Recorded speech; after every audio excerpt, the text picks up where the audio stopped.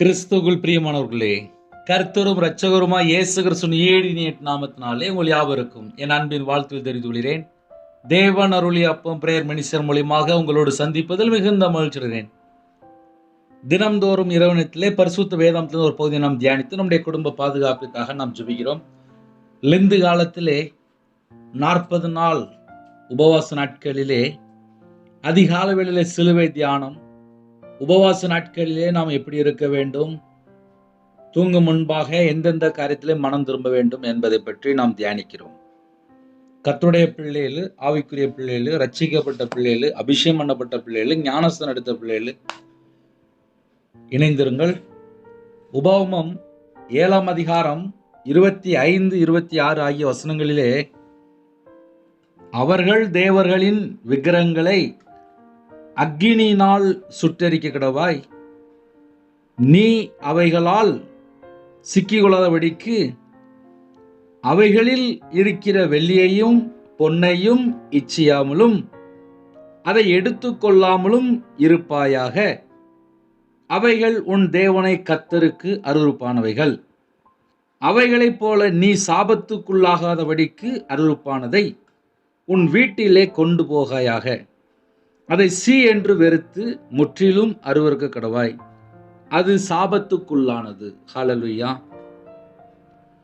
கிறிஸ்துவில் பிரியமானவர்களே, இன்னைக்கு தலைப்பு என்ன அப்படின்னா விக்கிரகம். விக்கிரகத்தை சீ என்று வெறுத்து. நிறைய குடும்பத்தில் ஏன் சாபம் தொடருது அப்படின்னா அதை சீன்னு சொல்லி வெறுக்க மாட்டாங்க. இப்போ என் வாழ்க்கையில் எனக்கு தெரியும்ப்பா, நான் விக்கிரகத்துக்கு ஒரு மனுஷனை நம்பி மாந்திரியத்துக்கு 13 லட்சம் நான் பணம் கொடுத்துருக்கேன். நான் என்னைக்கு கையில் பைபிள் எடுத்து வாசிக்க ஆரம்பித்தேனோ அன்னைக்கு அந்த மனுஷனை விட்டு தள்ளி வந்தேன். அவன் எனக்கு தொடர்ந்து மாந்திரியம் பண்ணிகிட்டே இருந்தான். ஒரு நாள் தூக்குப்பட்டு செத்து போயிட்டான். ஆனால் நான் கையில் பைபிள் எடுத்து வாசித்து நான் மனம் திரும்ப ஆரம்பித்து நான் தேவனுக்கு பிரியமானபடி எப்படிலாம் வாழணும்னு சொல்லி யோசிக்க ஆரம்பித்தேன். இதுதான் என் வாழ்க்கையில் உள்ள காரியங்கள். என்னைக்கு விக்கிரத்தை சீன்னு சொல்லி வெறுத்தனோ அன்னைக்கு தான் குடும்ப மாற்றம், அன்னைக்கு தான் வீட்டுக்குள்ள ஒரு நிம்மதி, அன்னைக்கு தான் வீட்டுக்குள்ள ஒரு ஆசீர்வாதம். இன்னைக்கு நிறையவருடைய வாழ்க்கையில ஏன் ஆசீர்வாதம் இல்லை அப்படின்னு சொல்லி பார்க்கும்போது அம்மா அப்பா பேச்சும் கேட்க மாட்டாங்க, யார் பேச்சும் கேட்க மாட்டாங்க. அவங்க இஷ்டம் போல தான் வாழ்ந்துட்டு இருப்பாங்க. ஒரு குடும்பத்துல இஷ்டம் போல வாழும்போது அவங்களோட வாழ்க்கையில பல பிரச்சனைகள் கண்டினியூ வந்துட்டே இருக்கும். அப்ப கர்த்தருடைய பிள்ளைகளை இரவு நேரத்துல தூங்கும் முன்பாக யாரெல்லாம் இணைந்திருக்கிறீங்களோ கையில பைபிள் எடுத்து வாசித்து எதை விடணும், எந்தெந்த காரியம் தொடருது, இதெல்லாம் உட்காந்து ஒரு மனுஷன் உட்காந்து யோசித்து பார்த்தா மட்டும்தான் வீட்டுக்குள்ள ஆசீர்வாதம் இருக்கும், விடுதலை இருக்கும், வியாதி வராது, சுகம் இருக்கும், பலன் இருக்கும், ஆரோக்கியம் இருக்கும், சமாதானம் இருக்கும். முடிவில் நம்ம நித்திய ஜீவனுக்குள்ள போக முடியும். இல்லை நான் யார் பேச்சும் கேட்க மாட்டேன், நான் இஷ்டம் போல தான் இருப்பேன், நான் என் ஸ்டைலில் தான் நான் இருப்பேன் அப்படின்னா நான் விற்கிறதுக்கும் போவேன், நான் பக்கத்தில் சர்ச்சுக்கும் போவேன், நான் அங்கேயும் போவேன், நான் இங்கேயும் போவேன் அப்படின்னா சாபம் தொடரும். முதல்ல அதை புரிந்து கொள்ளணும். ஒரு குடும்பத்தில் ஏன் சாபம் தொடருது அப்படின்னா அவங்க கீழ்ப்படிய மாட்டாங்க, அதனால சாபம் உள்ள வந்துட்டு இருக்கும். ஒரு மனுஷன் கையில் பைபிள் எடுத்து வாசித்ததுக்கு அப்புறம் மனம் திரும்பி ஐயோ நான் பாவத்தில் இருக்கிறேனே, எனக்கும் தேவனுக்கும் ரொம்ப தூரம் தள்ளி போயிட்டேனே, நான் விக்கிரத்தோட இருக்கிறேனே அப்படின்னு சொல்லி எந்த குடும்பத்தில் விக்கிரத்தில் இருக்கிறாங்களோ அவங்க உணர்ந்து மனம் திரும்பணும். அப்படி உணர்ந்து மனம் திரும்பினாதான் ஆசீர்வாதம். ஏன்னா கடைசி காலத்தில் இஷ்டம் போல வாழ்கிற ஒரு வாழ்க்கை அதிகமாக இருக்கு. கையில் பைபிள் எடுத்து வாசிக்காம, மனம் திரும்பாம, பாவ மன்னிப்பை பெற்றுக்கொள்ளாம ஒரு பரிபூர்ணம் இருக்காது. அந்த வீடு ஒரு ஆசீர்வாதமாக இருக்காது. அவர்கள் தேவர்களின் விக்கிரகங்களை அக்கினியினால் சுட்டெரிக்க கடவாய். முதல்ல என்ன சொல்றார் அப்படின்னா விக்கிரகம் அப்படின்னு சொல்லி வீட்டுக்குள்ள எதெல்லாம் இருக்கோ அதை அக்கினினால சுட்டெரிக்கணுமா. எனக்கு தெரிஞ்சு நிறைய குடும்பத்தில் சொல்ல முடியும். அதாவது செயின் போடும்போது அதில் சில விக்கிரகங்கள், வீட்டில் பர்ஸில் சில விக்கிரகம், சட்டப்பையில் சில விக்கிரகம் வச்சுருப்பாங்க, கையில் சில விக்கிரகம், காலில் சில விக்கிரகம், வீட்டுக்குள்ளே போய் பார்த்தா அங்கே ஃபோட்டோ, அதில் சில விக்கிரகம், அதுக்கு மாலை போட்டு அதுக்கு ஏகப்பட்டது லைட்டு போட்டு. தேவன் ஆவியா இருக்கிறார். ஆவியா இருக்கிற தேவனை ஒரு மனுஷன் தொழுது கொள்ளணும் அப்படின்னா ஆவியோடும் உண்மையோடும் தொழுது கொள்ளணுமா? ஐயா, நான் தேவனை தொழுது கொள்ளணும், என்ன செய்யணும்? உண்மையா இருக்கிறீங்களா? மனம் திரும்பியாச்சா? பாவ மன்னிப்பை பெற்றுக்கொண்டாச்சா? பரலோகத்துக்கு போறதுக்கு நம்ம ஆயத்தமா இருக்குமா? தேவனை சந்திக்கிறதுக்கு நம்ம ஆயத்தமா இருக்கிறோமா? நம்ம வாழ்க்கை கர்த்தருக்கு பிரியமானபடி இருந்தா மட்டும்தான் நம்ம நித்திய ஜீவனுக்குள்ள போக முடியும். இந்த பூமியில உள்ள ஆசீர்வாதமும் பெற்றுக்கொள்ளணும், மறுமைக்குரிய ஆசீர்வாதமும் பெற்றுக்கொள்ளணும். விக்கிரகம் ஒரு மனுஷனுடைய வாழ்க்கையில இருந்துச்சு அப்படின்னா அதனுடைய முடிவு என்ன அப்படின்னா, 2ஆம் மரணமாகிய அக்கினி கடல். 2ஆம் மரணமாகிய அக்கினியும் கந்தமும் எரித கடலிலே பங்கடைவார்கள். சில குடும்பத்துல எத்தனை செய்தி கேட்டாலும் மனம் திரும்ப மாட்டாங்க. செத்த போட்டோ உட்காந்து அங்க போய் உட்காந்து அழுதுட்டு இருப்பாங்க. இல்லைன்னா விக்கிரத்துல போய் கிடப்பாங்க. இல்லைன்னா ஒரு கல்லுலையோ இல்லை ஒரு மரத்துலையோ அவங்க போய் அங்கேயே கிடப்பாங்க. ஆக மொத்தம் விக்கிரத்துக்குள்ள எங்கெல்லாம் ஒரு மனுஷன் போறானோ 2ஆம் மரணமாகிய அக்கினியும் கந்தமும் எரித கடல், அங்கதான் அவங்களுக்கு பங்காம். இதுதான் பைபிள் ரெக்கார்டில் வாஸ்துல கிடைச்ச ரெக்கார்டு. அப்போ நைட் நேரத்தில் ஐயா நாங்கள் பாஸ்டிங்கில் இருக்கோம், பாஸ்டிங்கில் இருங்க, தப்பு இல்லை.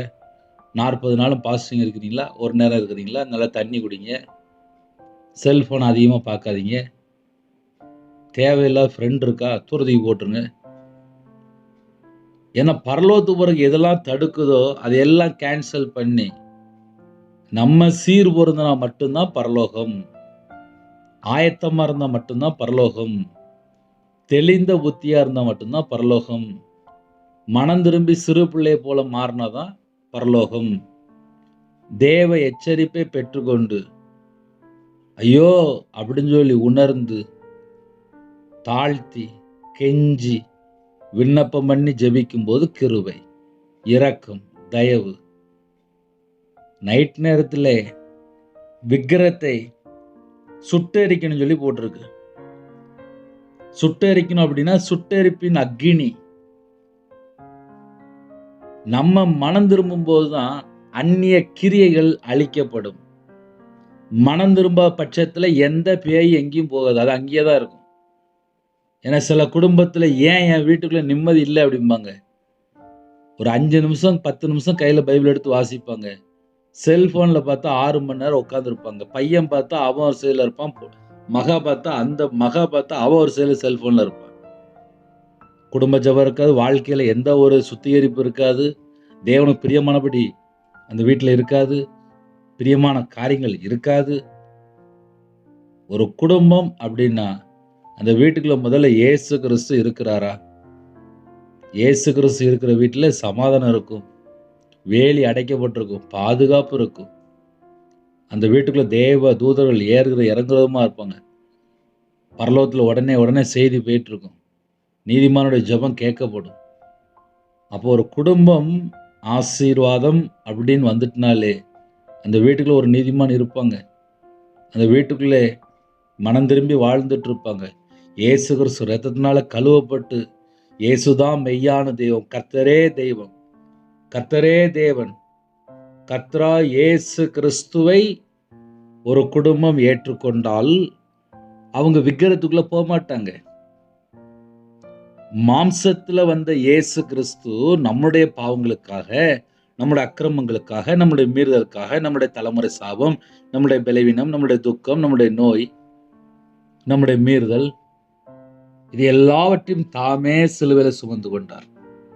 அவரு நம்ம வீட்டுக்குள்ள வரணும். 3ஆம் நாள் உயிர்த்தெழுந்த இயேசு கிறிஸ்து நம்ம வாழ்க்கையில வந்தாதான் நம்முடைய வாழ்க்கையிலே உயிர்ப்பிக்கப்படும். ஆவிக்குரிய வாழ்க்கையை உயிர்ப்பிக்கப்படணுமா? குடும்பத்துக்குள்ள சமாதானம் வேணுமா? சந்தோஷம் வேணுமா?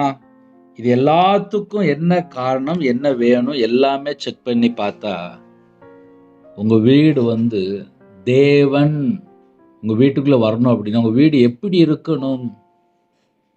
கொஞ்சம் யோசித்து பார்ப்போமே. 2016 ஒரு 40 நாள் பாஸ்டிங் போடும்போது நானும் என் மனைவியோ தீர்மானம் பண்ணி, அப்போ எங்கள் வீட்டில் ஒரு டிவி இருந்துச்சு. 40 நாள் நான் பாஸ்டிங் இருக்க போகிறேன், இந்த ஒரே ஒரு ரூம் தான் இருக்குது, 40 நாள் கொஞ்சம் செல்ஃபோனு, டிவி எதுவுமே பார்க்க வேண்டாம். அந்த டிவியை தூக்கி மேலே வச்சுட்டா, ஒரு 40 நாள் நான் முதல்ல தேவனை தேட போகிறேன். உங்கள் இஷ்டம்ப்பா, நான் ஒன்றும் சொல்ல மாட்டேன். நானும் பாஸ்டிங் இருக்கேன் அப்படின்னு சொல்லி குடும்பமாக நானும் மனைவியும் டெய்லி மத்தியானம் ஒரு நேரம் மட்டும் சாப்பிட்டோம். ஒரு நேரம் சாப்பிட்டுட்டு வேற எல்லாத்தையும் நிப்பாட்டி, ஏன்னா கடனில் ரொம்ப கஷ்டப்பட்டாள், ரொம்ப நிந்தைகள், அவமானங்கள், சொந்த ஊருட்டெல்லாம் போயிட்டேன். வேண்டாம், போதும், ரொம்ப கடன். கஷ்டத்தில் இருக்கும்போது கையில் பைபிள் எடுத்து வாசிக்கும்போது மிஷினரியாக போகணும் அப்படின்னு சொல்லி ஜெபிக்க ஆரம்பித்தேன். கர்த்தருடைய கிருபையினாலே சர்ச்சில் எனக்கு வேலை கொடுத்தாரு. அதுக்கப்புறம் முழு நேர ஊழியத்துக்கு வந்து பைபிள் காலேஜ் படிக்க தேவன் கிருபை செஞ்சார். கொரோனா நேரத்தில் கர்த்தருடைய கிருபையினாலே ஆன்லைன் மூலியமாக செய்தி அதுக்கு முன்னாடி அனுப்ப ஆரம்பிச்சாச்சு. ஆன்லைனில் கொரோனாவுக்கு முன்பாகவே அனுப்ப ஆரம்பிச்சாச்சு. கொரோனா நேரத்தில் எத்தனையோ குடும்பத்துக்கு ஜெபிக்க தேவன் கிருபை செஞ்சார். இதெல்லாம் எப்படி அப்படின்னு சொல்லி பார்க்கும்போது என் வாழ்க்கையில் நான் எங்கே கர்த்தரை விட்டு தள்ளி போயிருக்கேன். இதை ஒரு மனுஷன் யோசிக்கணும். நான்லாம் விற்கிறதுக்கு பணம் கொடுத்துருக்கேன்ப்பா. கடையில் ஒரு கண்ணாடி கிளாஸில் எலுமிச்சை பழம் வச்சுருந்தேன். எங்கள் அப்பா செத்த ஃபோட்டோ வச்சுருந்தேன். கத்தாழை தொங்க விட்டுருந்தேன். விற்கிறதுக்கு பணம் கொடுத்துருக்கேன். மாந்திரீகத்துக்கு பணம் கொடுத்துருக்கேன். ஜாதகம் பார்த்துருக்கேன். நியூமராலஜி பார்த்துருக்கேன். நேரம் எல்லாத்தையும் பார்த்துருக்கேன். ஆனால் கையில் பைபிள் மட்டும் எடுத்து வாசிக்கலை. என்னைக்கு கையில் பைபிள் எடுத்து வாசிக்க ஆரம்பித்ததுக்கப்புறம் நான் செஞ்சதெல்லாம் தப்பு தான், துன்மார்க்கனாக வாழ்ந்துட்டு சொல்லி என்னைக்கு புத்தி தெளிஞ்சுதோ அன்னைக்கு தான் சமாதானம் வந்துச்சு. என்னைக்கு எல்லாத்தையும் சீன்னு சொல்லி வெறுக்க ஆரம்பிச்சனோ அன்னைக்கு தான் வாழ்க்கையில் ஆசீர்வாதம் வராச்சு. ஒரு வீட்டுக்குள்ளே சாபம் இருந்துச்சு அப்படின்னா ஆசீர்வாதம் இருக்காது. ஒரு வீட்டுக்குள்ளே ஆசீர்வாதம் இருந்துச்சு அப்படின்னா சாபம் இருக்காது. இப்போ ஒரு குடும்பம் ஆசீர்வாதமாக இருக்கா சாபமாக இருக்கா ஈஸியாக கண்டுபிடிக்கலாம். எப்படி அப்படின்னா, உழைச்சி சம்பாதிச்சா அது எல்லாமே நமக்குள்ள பொருள். யார்கிட்டையாவது ஃப்ரீயாக வாங்கிட்டு வந்து அவங்க வேதனைப்பட்டுட்டு இருப்பாங்க. எனக்குள்ளே கொண்டு போயிட்டா. ஒரு ஜெபகுறிப்பு வந்துச்சு. ஒரு கடைக்காரங்க பக்கத்தில் உள்ள கடைக்காரங்க வந்து பக்கத்தில் உள்ள கடையில் கேட்டிருக்காங்க, ஒன்றில் கொஞ்சம் செயினை தான், ஏன்னா ஒரு 2-3 நாளில் தந்துடுறேன். பக்கத்து கடை தானே. இந்த அம்மாவும் செயினை உடனே கொடுத்துட்டு அந்த அம்மா கடையை பூட்டிட்டு அதுக்கப்புறம் போயிட்டு வரவே இல்லை. ஃபோன் பண்ணி கேட்டிருக்காங்க, நான் இப்போ தரேன்னு சொல்லிட்டாங்க. தரவே இல்லை. 1 மாதம் ஆச்சு. நகை கொடுத்தவங்க பயமாயிட்டு, ஏன்னா பக்கத்தில் உள்ள கடை வந்து நஷ்டமாயிட்டு கடையை விட்டுட்டாங்க. இப்போ என் 3 பவுன் செயின் போச்சு. ஏமாற்றிட்டாங்க. துரோகம் நடந்துட்டு தந்திரமாக ஏமாற்றிட்டாங்க. இப்போ இந்த அம்மாவுக்கு என்ன செய்யன்னு தெரில. 3 பவுன் நகை போயிட்டு. இந்த கடைசி காலத்தில் யாரை நம்பி என்ன நடக்கு ஏது நடக்கு ஒன்றும் தெரிய மாட்டேங்குது. எந்தெந்த மனுஷனை நம்புகிறோமோ அங்கேருந்து தான் சாபமே உள்ள என்றாது. அப்போ இந்த கடைசி காலத்தில் ஏன்பா சாபம் வருது அப்படின்னா, தேவனை நம்பாம விக்கிரத்தில் போய் பல நாட்கள் பல மாதம் அங்கேயே கிடக்கிறது. விக்கிரத்தில் போகும்போது அங்கே என்ன சாபம் இருக்கோ அந்த சாபம்லாம் அப்படியே அந்த வீட்டுக்குள்ள வரும்போது வியாதி, படுத்த படுக்கை, மரணம், தற்கொலை எண்ணங்கள், வீட்டுக்குள்ளே போராட்டம், நிம்மதி இருக்காது, சமாதானம் இருக்காது, ஆசீர்வாதம் இருக்காது. பிள்ளைகளோட வாழ்க்கையிலே எல்லாமே பிரச்சனையாக இருக்கும். குடும்ப வாழ்க்கை ஆசீர்வாதமாக இருக்காது, பிள்ளைகள் இருக்காது, எல்லாம் பிரச்சனை பிரச்சனை பிரச்சனை. காரணம் என்ன அப்படின்னா, விக்கிரகம் ஒரு சாபம். தேவனை நம்பாமல் விக்கிரகத்துக்குள்ள யாரெல்லாம் போறாங்களோ அங்க ஒரு சாபம். அப்ப 40 நாள் உபவாச நாட்களிலே தேவனை விட எதெல்லாம் அதிகமா நேசித்து எங்கெல்லாம் போறாங்களோ அது எல்லாமே விக்கிரகத்துக்குள்ள போயிடும். அது எல்லாமே நஷ்டத்துக்குள்ள போயிடும். அந்த நஷ்டம் எப்படி இருக்கு அப்படின்னா, அவங்களுடைய வாழ்க்கையை அழிச்சிரும், குடும்பத்தை அழிச்சிரும், பிரிஞ்சு போயிடுவாங்க. வீடு ஃபுல்லா சாபத்துக்குள்ள இருக்கும். அந்த வீடு ஃபுல்லா ஒரு இருளா இருக்கும், தீட்டா இருக்கும், அருவருப்பா இருக்கும், அசுத்தமா இருக்கும். பைபிள்ல ரெக்கார்டு எப்படி இருக்கு அப்படின்னா, கடைசி ஸ்டேஜ் என்னன்னு பார்த்தா, 2ஆம் மரணமாகிய அக்கினியும் கந்தம் எரிகிற கடலிலே பங்கடைவார்கள். யார் அப்படின்னா, விக்கிரகத்துக்கு பின்னாடி போறவங்க. அவர்கள் தேவர்களின் விக்கிரகங்களை அக்கினியினால் சுட்டெரிக்க கடவாய். இது ஆர்டர். வீட்டில் எந்த ஒரு விக்கிரகம், சிலை வழிபாடு எதுவுமே இருக்கக்கூடாது. இதெல்லாம் அக்கினியினால சுட்டு எரிச்சிடணுமா. 2வது, நீ அவைகளால் சிக்கி கொள்ளாதபடிக்கு நீ அதில் போய் சிக்கிக்கிடாத அப்படின்னு சொல்லி ஒரு ஆலோசனை கொடுக்காரு. நம்ம ஆளு தான் யாருமே ஆலோசனை கேட்க மாட்டானே. அம்மா சொன்னாலும் கேட்க மாட்டாங்க, அப்பா சொன்னாலும் கேட்க மாட்டாங்க, மனைவி சொன்னாலும் கேட்க மாட்டாங்க, பாஸ்டர் சொன்னாலும் கேட்க மாட்டாங்க. ஏன் இப்போ இந்த செய்தியை கேட்டால் கூட சில ஆள் கேட்க மாட்டாங்க. நீங்க என்ன சொல்றது, நாங்க என்ன கேட்கணும் அப்படிம்பாங்க. ஏன்னா அவங்க இருதயம் வந்து ஒரு கடினமா இருக்கும். யாரு பேச்சும் கேட்காம சின்ன வயசுல இருந்து வாழ்ந்திருப்பாங்க. இனிமேல் நான் ஏன் கேட்கணும் அப்படிம்பாங்க. கேட்டா ஆசீர்வாதம், கேட்டா நிம்மதி, கேட்டா நல்ல தூக்கம் வரும், ஒழுங்கா மனம் திரும்பினா நல்லா இருப்பாங்க. இல்ல இல்ல இல்ல நாங்களாம் மனம் திரும்ப மாட்டோம், நாங்க இஷ்டம் போல தான் வாழ்வோம் அப்படின்னா சாபம் தான் அந்த வீட்டுக்குள்ள இருக்கும். ஏன்னா முதல்ல சத்தியத்தை அறியணும். சத்தியத்தை அறிவீர்கள், சத்தியம் உங்களை விடுதலையாக்கும். இல்லை நான் சத்தியத்தெல்லாம் நான் கேட்க மாட்டேன், நான் இஷ்டம் போல தான் இருப்பேன் அப்படின்னா அந்த வீட்டுக்குள்ளே ஒரு வியாதி, கணவன் மனைவியில் ஒரு பிரிவினை, பிரச்சனை, அப்புறம் தூங்கும்போது பார்த்தா விபச்சார ஆவி, கெட்ட சொப்பனம், அப்புறம் தற்கொலை எண்ணங்கள், அப்புறம் நைட்டு ஃபுல்லாக தூக்கம் வராமல் பைத்தியக்காரன் போல, அப்புறம் மன அழுத்தத்தில், அப்புறம் மாத்திரை அதிகமாக எடுத்துகிட்டு இருப்பாங்க. கேட்டால் எனக்கு தூங்காமல் இருந்து எனக்கு இந்த வியாதி வந்துட்டு அப்படிம்பாங்க. வீட்டுக்குள்ளே விக்கிரக காரியம் ஏதாவது இருக்கா? விக்கிரகங்கள்னு சொல்லி வீட்டுக்குள்ள ஏதாவது கிடக்கா? தீட்டுப்படுத்துகிற காரியம் இருக்கா? ஒரு குடும்பத்தை தீட்டுப்படுத்துகிற காரியம் இருந்துச்சு அப்படின்னா பயங்கரமான பிரச்சனை அந்த வீட்டுக்குள்ள இருக்கும். சில வீட்டிலலாம் வந்து கர்த்தரை நம்பாம ஒரு கயிறை வச்சிருப்பாங்க. இந்த கயிறை மட்டுமே நம்பிட்டு இருப்பாங்க. நம்ம தலையில எத்தனை நரம்பு ஓடுன்னு சொல்லி கணக்கு பண்ணி பார்த்தா தெரியும். மில்லியன் நரம்பு ஓடிட்டு இருக்கு. மில்லியன் நரம்பு ஓடுற ஒரு உயிர் நமக்குள்ள ஒரு ஆவி, ஆத்துமா, சரீரம், ஜீவன் எல்லாம் இருக்கு. நமக்குள்ள மில்லியன் கணக்கில் நரம்பு ஓடிட்டு இருக்கு. நம்மளை உருவாக்குன தேவனை ஒரு போட்டோலையோ இல்லை ஒரு கயிறுலையோ இல்லை எங்கேயாவது நம்ம பிடிச்சு கொண்டு வர முடியுமா? முடியாது. அவரே ஆவியா இருக்கிறார். தேவன் எப்படி இருக்காருன்னா ஆவியா இருக்கிறார். ஆவியா இருக்கிற தேவனை நம்ம மூளையில எட்டுற மாதிரி நம்ம ஒரு போட்டோ வடிவிலையோ ஒரு கம்ப்யூட்டர் கடையில் போய் உட்காந்து டிசைன் பண்ணாலோ அது கிடையாது. அது விக்கிரகம். என்னை அன்றி உனக்கு வேற தேவர்கள் உண்டா இருக்க வேண்டாம் ஆர்டர் கொடுத்துட்டாரு. அதனால கர்த்தருடைய பிள்ளைகள் விக்கிரகத்துக்குள்ள இருந்தால் ஒரு சாபம். நீ அவைகளால் சிக்கி கொள்ளாதபடிக்கு. சிக்கி கொள்ளாத அப்படின்ட்டாரு. நான் மறுபடியும் போய் நான் சிக்குவேன் அப்படின்னா ஒன்றும் செய்ய முடியாது. ஏன்னா நம்ம மக்கள் சொன்னா கேட்க மாட்டேங்காங்க. இப்போ அதான் பிரச்சனை. தெரியும் விக்கிரகத்துக்கு போகக்கூடாதுன்னு சொல்லி தெரியும், நாங்கள் போவோம். போனால் என்ன இருக்கும்? சாபம் இருக்கும். முதல்ல சாபம் அப்படின்னு சொல்லி தெரிஞ்சதானே அவங்க போகலாமா போக வேண்டாம்னு சொல்லி முடிவு எடுப்பாங்க. அதனால காலை வேளையில இரவு நேரத்தில் டெய்லி செய்தி கேட்குற கர்த்தருடைய பிள்ளைகள் உபவாச நாட்களில் வீட்டில் வெறுக்க வேண்டிய காரியத்தை வெறுத்தால் குடும்பம் ஆசீர்வாதம். இல்லை பிரதர் நான் சொன்னால் கேட்க மாட்டேங்காங்க பிரதர், என் பிள்ளை கேட்க மாட்டேங்குது பிரதர், என் பையன் கேட்க மாட்டேங்குது பிரதர், அப்போ அவங்களோட வாழ்க்கையில சாபம் தொடருதுன்னு அர்த்தம். சாபம் தொடரும் போது ஆசீர்வாதம் இருக்காது. நைட்டு படுத்து தூங்க போறீங்களா? நிம்மதியான தூக்கம் வேணுமா? யோசித்து பாருங்க.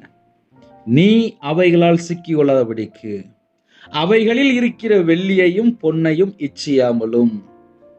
ஏன் வெள்ளியையும் பொன்னையும் அப்படின்னா, வெள்ளி இப்போ ரேட்டு கூட, பொண்ணு ரேட்டு கூட, பல லட்சங்கள், பல ஆயிரங்கள்.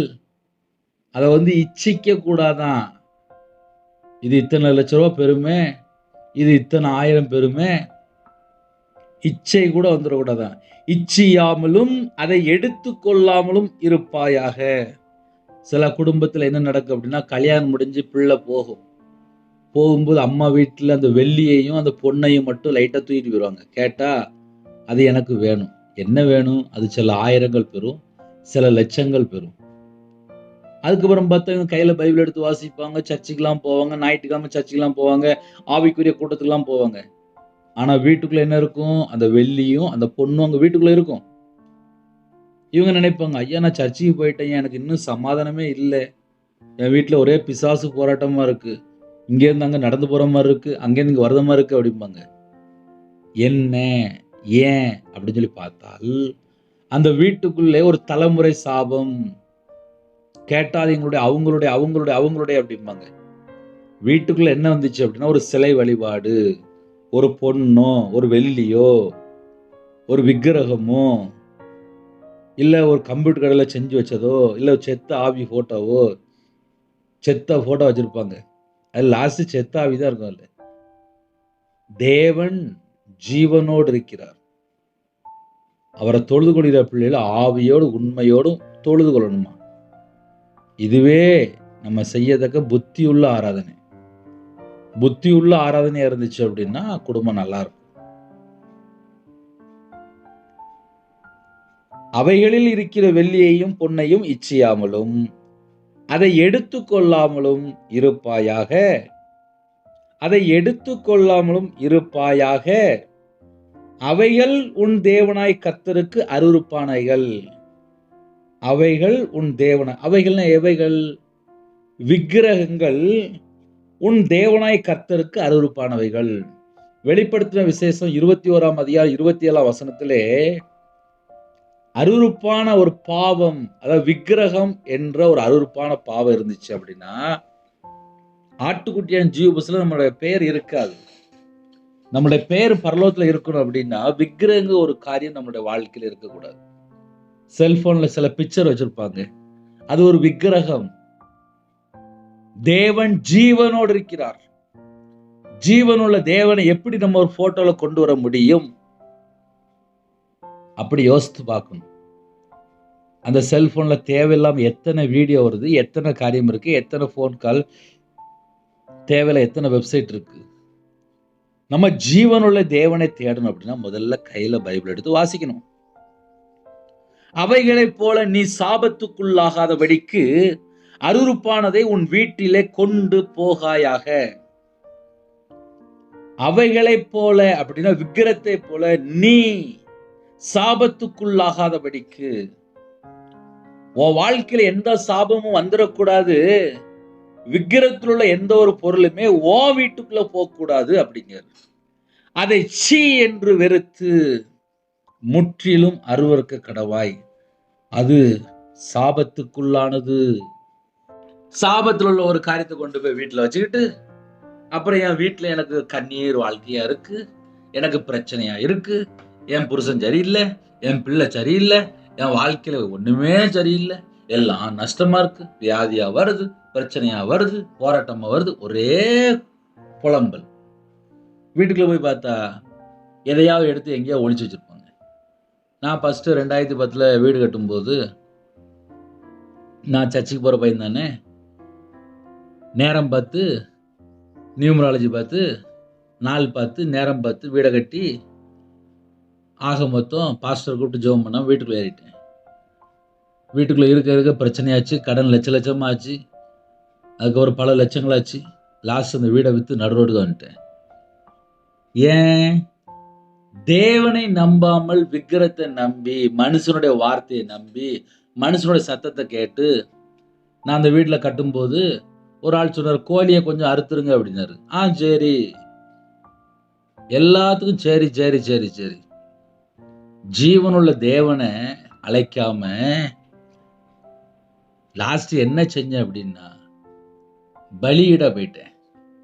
பலி கொடுத்தேன், சாபமான அந்த வீடு வித்தாச்சு, நஷ்டமாயிட்டு. 50 லட்ச ரூபா நஷ்டம்.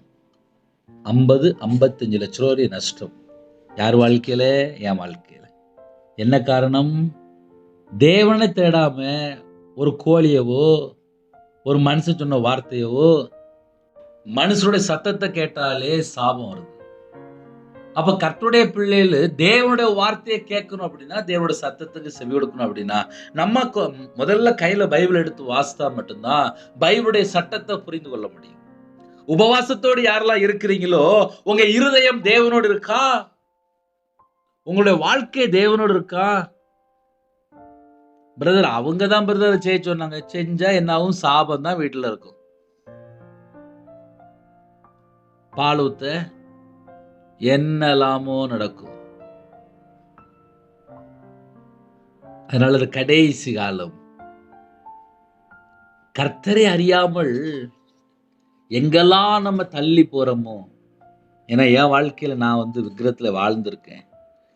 எனக்கு தெரியும், ஒரு மனுஷன் விக்கிரத்துல போயாச்சு அப்படின்னா என்னெல்லாம் பண்ணுவான், மாந்திரியம் எப்படிலாம் பண்ணுவான். ஏன்னா நான் கொடுத்துருக்கோம்ல, பணம் கொடுத்துருக்கேன், லட்சமா கொடுத்துருக்கேன். உயிரோடு இருக்கேன், அதுக்காக ஸ்தோத்திரம். அதனால் விக்கிரகம் என்ற ஒரு சாப வீட்டுக்குள்ளே இருந்துச்சுன்னா ஆசீர்வாதம் இருக்காது. ஆசீர்வாதம் இருக்குது அப்படின்னா ஒரு மனுஷன் விக்கிரத்துக்குள்ளே போகக்கூடாது. விக்கிரத்தை சீன்னு சொல்லி வெறுத்துடணுமா. வெறுத்தா ஆசீர்வாதம் தங்கியிருக்கும். நான் இங்கேயும் போவேன், நான் அங்கேயும் போவேன் அப்படின்னா அப்புறம் தேவன் அந்த இடத்துல எப்படி வாசம் பண்ண முடியும்? சின்ன ஜெபம் முடிக்க போகிறேன். உபவாச நாட்களிலே இன்னைக்குள்ள செய்தி என்ன அப்படின்னா, உங்களுடைய நம்பிக்கை கர்த்தராகிய இயேசு கிறிஸ்துவா இருந்துச்சு அப்படின்னா வாழ்க்கை ஆசீர்வாதமாக இருக்கும். இல்லை நான் எல்லாருடைய பேச்சும் கேட்டு நான் விக்கிரத்துக்குள்ளே போயிட்டு வருவேன் அப்படின்னா அந்த இடம், அந்த வீடு, அந்த குடும்பம், அவங்களோட இருதயம் எல்லாம் தீட்டாக மாறிடும், அருவருப்பாக மாறிடும், விக்கிரமாக மாறிடும், சாபமாக மாறிடும். அதுக்குள்ளே அந்நிய கிரியை உள்ளே வர ஆரம்பிச்சிடும். அசுத்தாவியல், இச்சையினுடைய ஆவி, விபச்சார ஆவி, வேசித்தன ஆவி, இதெல்லாம் அந்த லிங்க்ல உள்ள வந்துட்டு இருக்கும். ஜெபிப்போமா? கண்களை மூடி நாம் ஜெபம் செய்வோம். பரிசுத்தமுள்ள நல்ல பிதாவே, நன்றியோடு துதிக்கிறோம், சொல்கிறோம்ப்பா. கொடுக்கப்பட்ட சத்தியத்துக்கு ஸ்தோத்திரம்ப்பா. என்னோட வார்த்தை கீழ்ப்படிந்து உண்மையாக வாழைகளை அர்ப்பணிக்கிறோம். கர்த்தர் ஒவ்வொரு குடும்பத்தையும் சந்திக்கணும். உபவாச நாட்களிலே எந்த காரியத்துக்காக உபவாசம் எடுக்கிறாங்களோ அந்த காரியத்தில் ஒரு சமாதானத்தை கட்டிடுங்க, ஆசீர்வதிங்க. நைட் ஷிஃப்ட்டில் வேலை பார்க்குறாங்க, நைட் நேரத்தில் பஸ்ஸில், காரில், ட்ரெயினில் போயிட்டுருக்குறாங்க, பிள்ளைகளுக்கு ஒரு பாதுகாப்பு தாங்க. நைட் நேரத்தில் யாரெல்லாம் வேலை செய்கிறாங்களோ, சரீரத்தில் பலவீனத்தோடு யாரெல்லாம் வேலை செய்கிறாங்களோ உங்கள் பிள்ளைகளுக்கு ஒரு சமாதானத்தை கட்டிடுங்க. எல்லா குடும்பமும் ஆசீர்வாதமாக இருக்கட்டும். குறைகள், குற்றங்கள் எல்லாவற்றையும் கர்த்தர் மன்னித்து கர்த்தர் பரிபூர்ணமாக ஆசீர்வதிங்க. யாரெல்லாம் தங்களை தாழ்த்துறாங்களோ எல்லா குடும்பமும் இயேசு கிறிஸ்து நாமத்தினாலே, இயேசு கிறிஸ்து ரத்தத்தினாலே ஆசீர்வதிக்கப்படட்டும்ப்பா. சிறியவர் முதல் முதியோர் வரை எல்லா குடும்பத்துக்கு கர்த்தர் வேலை அடைத்து ஆசீர்வதிங்க. அப்பிரயோஜனமான ஊழியக்காரன்ப்பா. கையில் பைபிள் எடுத்து வாசிக்க, ஜெபிக்க, துதிக்க கிருபை தாங்கப்பா. நைட் நேரத்தில் எல்லா குடும்பத்தையும் கர்த்தர் பொறுப்படுத்துவங்க. உபவாசத்தோடு யாரெல்லாம் இருக்கிறாங்களோ அந்த குடும்பத்தை ஆசீர்வதிங்க. எத்தனையோ தேவைகள் உண்டு. புதிய நாளிலும் அதிக அளவிலே ஆலயத்து பொருட்களை கிருபை செய்யுங்க. நைட் நேரத்தில் சீக்கிரமாக படுத்துவங்க, கிருபை செய்யுங்க. தேவனர்கள் எப்போ மனுஷன் ஆசீர்வதிங்க. இணைந்திருக்கிற குடும்பங்கள் ஆட்டுக்குட்டியாக ஜீவ புஸ்தகத்தில் எழுதப்படணும்ப்பா. ஒவ்வொரு குடும்பத்தையுமே அப்பா கர்த்தர் பரிசுத்தப்படுத்துங்க. சந்ததி ஆசீர்வதிக்கப்படணும். கர்த்தர் பக்கம் மனம் திரும்பணும். வேதத்தின்படி வாழ அர்ப்பணிக்கணும். தேவனோட வார்த்தையை கீழ்ப்படியணும். சத்தத்துக்கு செவி கொடுக்கணும். கனி உள்ள ஒரு வாழ்க்கை வேணும். நற்கிரை செய்கிற பிள்ளைகளாக இருக்கணும். கிருபை தாங்க. ஒவ்வொரு குடும்பத்தையும் கர்த்தர் பொறுப்படுத்துவங்க. எத்தனையோ குடும்பத்தில் கர்த்தரை விட்டு தள்ளி போன காரியங்கள் அது எல்லாவற்றையும் மன்னிச்சிருங்க. கடனில் கஷ்டப்படுகிற குடும்பங்கள் உண்டு. இந்த கடனை மாற்றி ஆசீர்வதிங்க. சாபத்தில் வாழ்கிற ஜனங்களை கர்த்தர் மீட்டெடுங்க. கேட்ட சத்தியத்தின்படி யாரெல்லாம் உடனே மனம் திரும்புகிறாங்களோ கர்த்தருடைய ஆவியானவர் அந்த குடும்பத்தை விடுதலை செய்து இந்த குடும்பத்தை ஆசீர்வதிங்க. பழகி பெருகத்துக்கு கிருபை செய்யுங்க. தலைமுறை சாபத்தை நீக்கி போடுங்க. திருமணத்துக்கு யாரும் தடையாக இருக்க எந்தெந்த காரியம் இருக்கோ அந்த தடையெல்லாம் நீக்கி திருமணத்துக்கு ஆயத்தமாக இருக்கிற குடும்பத்தை ஏற்ற துணை தந்து அப்போ திருமணத்தை கற்று நடத்தி வைங்க. திருமணம் முடிந்ததுக்கப்புறம் எங்கெல்லாம் விக்கிர வழிபாட்டிலே பாவத்தில் அடிமையில் அக்கிரமத்தில் வாழ்கிறாங்களோ அந்த குடும்பத்தை கற்று சந்தித்து கற்று மீட்டெடுங்க. இன்பமான தூக்கம் தாங்க. வரக்கூடிய காரியத்தை வெளிப்படுத்தி எங்கள் வீடு முழுதும் இயேசு கிறிஸ்து ரத்தம் தெளிவட்டும். எங்கள் இதயத்துக்குள்ளே பிதா, குமார், பரிசுத்த ஆவியார் மட்டும்தான் இருக்கணும். எல்லா தேச ஜனங்களையும் உங்களுடைய ஜீவனுக்கு அர்ப்பணிக்கிறோம். குறைகள், குற்றங்கள் எல்லாவற்றையும் கர்த்தர் மன்னித்து ஒவ்வொரு குடும்பத்தையும் கர்த்தர் பேர் பேராக ஆசீர்வதிங்க. உங்கள் நாம மையமுடட்டும். உங்களுடைய பாதத்தில் அர்ப்பணிக்கிறோம். வெளிநாட்டில் இருக்காங்க, அவங்க இருக்கிற இடத்துல உபவாசம் இருக்காங்க. அப்போ உபவாச நேரத்தில் தேவையில்லாமல் எந்த ஒரு காரியத்தையும் போய் சிக்கிக்கூடாது. கர்த்தர் பொறுப்படுத்துவாங்க. துதி கனம் மகிமையெல்லாம் முருகே செலுத்திடும். இயேசு கிறிஸ்துவின் பிதாவே, ஆமீன். தேவனுக்கே மகிமையுண்டதாக. கர்த்தர் தாமே உங்களையும் உங்கள் குடும்பத்தையும் சகல காரியத்திலும் சம்பூர்ணமாக திருப்தியாக கர்த்தர் கூட ஆசீர்வதிப்பாராக. ஆமீன். கர்த்தராகிய இயேசு கிருபையும் பிதாவாகிய அன்பும் பரிசுத்தனுடைய ஐக்கியமும் இப்பொழுதும் எப்பொழுதும் சதா காலங்களில் நம் மனோடு கொடுப்பதாக. ஆமீன். கிறிஸ்துவில் பிரியமானவர்களே, எனக்கு ஜெபித்துக் கொள்ளுங்கள். 9363064182 நம்பர் கொண்டால் உங்களுக்காக குடும்பத்தை ஜெபிப்போம். God bless you.